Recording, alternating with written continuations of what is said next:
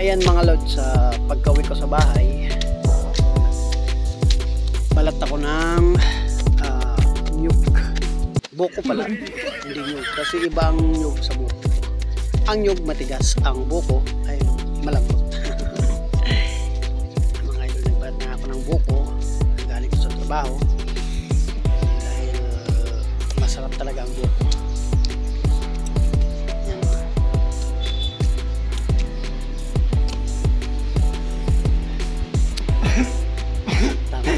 Sabaw. Shush mio. Sa mga may almoranas dyan, si almoranas. May mga UTI dyan mga lods.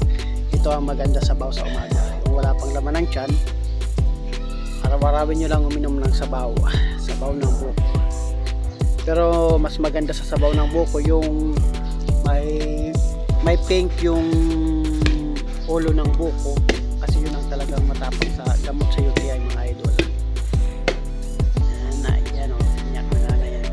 Biniyak ko na nga yung buko mga lods dahil basta magkita nyo na lang kung anong gagawin ko. Yan, nalagyan ko na ng kakayurin ko muna yan mga lods. Dahil may balak ako dyan eh. Sabi naman pag may balak, masarap yan.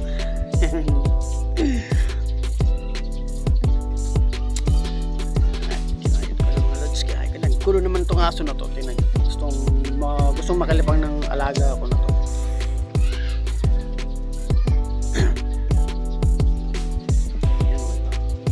Sarap yan. Sinong nakaka-relate nito sa probinsya? Kuwan lang, bear brand lang. Bear brand tapos may konting asukal. Sarap na yan. Yung sa amin sa probinsya,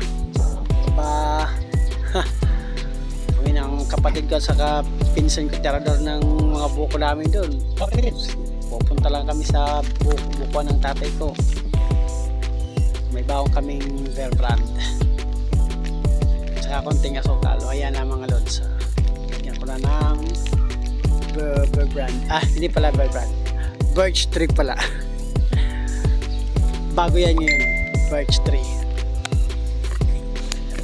Mga lods, tapos lagyan ng konting asukal para may lasa. Syempre di mawawala ang tamis ng pagmamahal ni asukal. Ayan na, hinalo na siguro mo. Ayan na oh, tingnan mo. Ay Diyos mio, sarap. See? Ganyan lang kasimple ang buhay mga lods. Tayo seryosuhin masyado na. Naman talaga relax lang. Galing sa trabaho, magbalat ng buko, lagyan ng birch tree, lagyan ng kunting asukal, tamang upo, kain ng buko. Diba? Ganyan lang. Puro kayod. Kailangan kain ng buko din paminsan-minsan.